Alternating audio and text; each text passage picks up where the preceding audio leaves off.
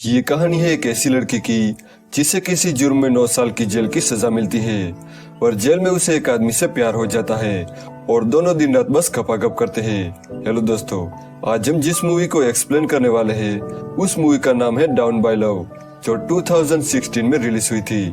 Movie start होती है और हम एक लड़की को देखते हैं जिसका नाम एना था।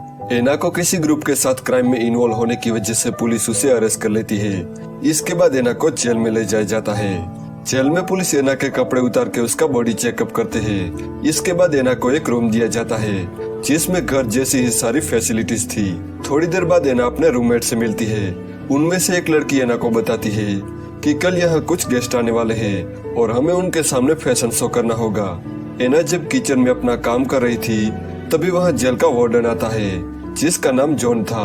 जॉन सभी को फैशन शो के लिए रेडी होने को कहता है। यहाँ जॉन एना को देखता है और उसे बात करने की कोशिश करता है, पर एना उसे भाव नहीं देती। अगले सीन में सभी लड़कियां परफॉर्म के लिए रेडी हो रही थी।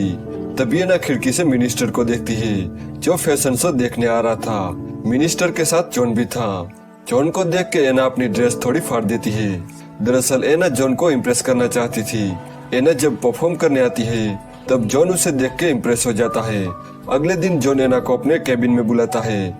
एना कहती है कि क्या वो किचन छोड़ के किसी और जगह पे काम कर सकती है। तब जॉन कहता है कि नहीं, यहाँ का एक रूल है कि हर कैदी को लगभग 4 महीने तक एक ही जगह पे काम करना पड़ता है। वो कहता है कि 4 महीने बाद मैं तुम्हारी शिफ्ट चेंज करवा दूंगा।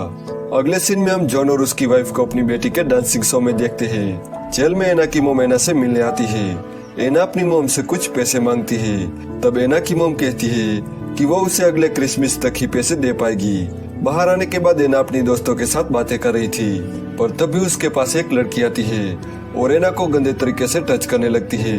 एना को ये अच्छा नहीं लगता और वो बहुत गुस्सा हो जाती है और उस लड़की को मारने लगती है। इस वजह से जॉन एना को अपने केबिन में बुलाता है।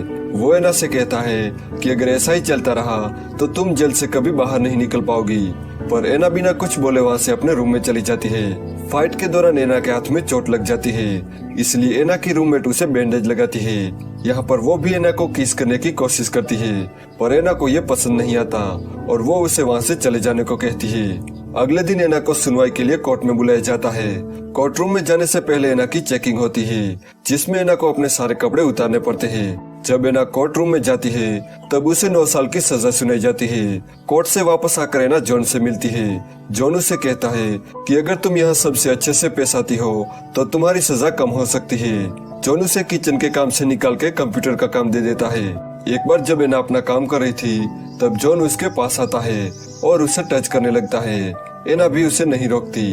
अगले सीन में एना बुक पढ़ रही थी, तभी जॉन उसके पास आता है। वो एना से बात करने की कोशिश करता है, पर एना उसे एक लेटर देखकर वहाँ से चली जाती है।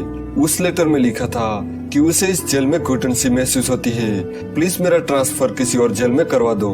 जॉन जब घर आता है तब वो बस एना के बारे में ही सोच रहा था।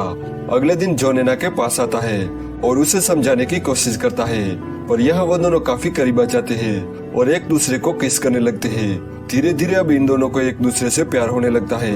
एक दिन जब जॉन एना के पास आता है तब वो देखता है कि एना ने कुछ दीवार पे पेंटिंग बनाई है। ये पेंटिंग देखकर वो एना को किस करने लगता है। फिर अगले दिन वो एना को बताता है कि उसने एना का ट्रांसफर किसी और जेल में करवा दिया है।